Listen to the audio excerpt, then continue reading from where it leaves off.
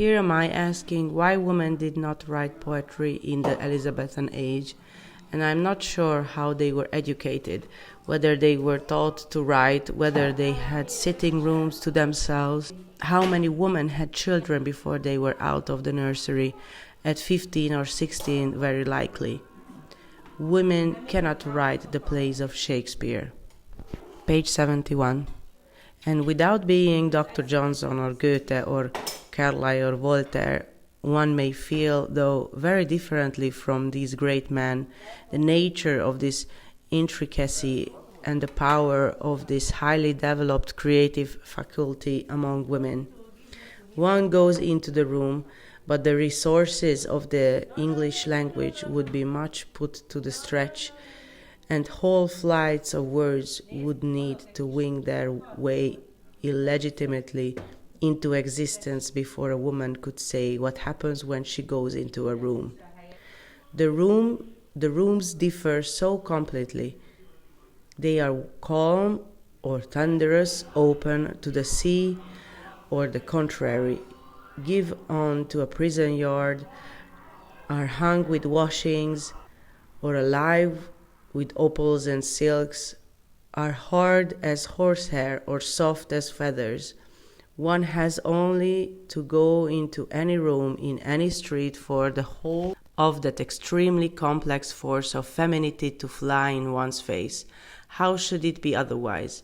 For women have sat indoors all these millions of years, so that by this time the very walls are permeated by their creative force, which has indeed so overcharged the capacity of bricks and mortar that it must needs harness itself to pens and brushes and business and politics. But this creative power differs greatly from the creative power of man, and one must conclude that it would be 1,000 pities if it were hindered or wasted, for it was won by centuries of the most drastic discipline, and there is nothing to take its place.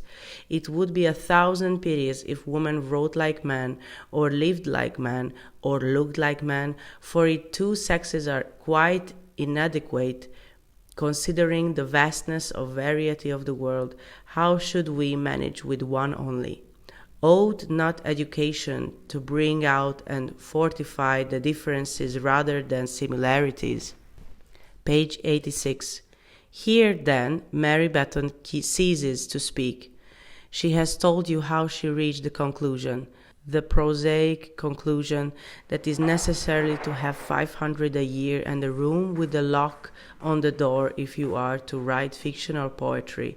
She has tried to lay bare the thoughts and impressions that led her to think this.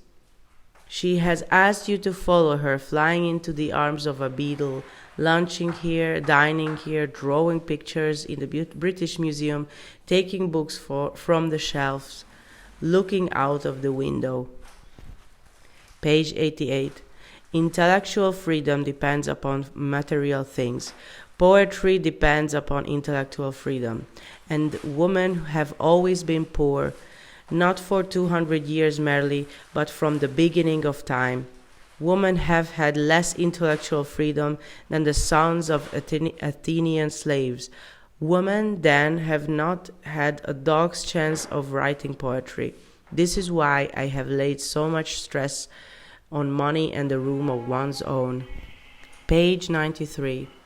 I told you in the course of this paper that Shakespeare had a sister, but do not look for her in Sir Sidney Lee's Lives of the Poet. She died young, and as she never wrote a word. She lies buried where the omnibuses now stop, opposite the Elephant and Castle. Now my belief is that this poet, who never wrote a word and was buried at the crossroads, still lives. She lives in you and me, and in many other women who are not here tonight, for they are washing up the dishes and putting the children to bed. But she lives, for great poets do not die. They are continuing presences. They need only the opportunity to walk among us in the flesh.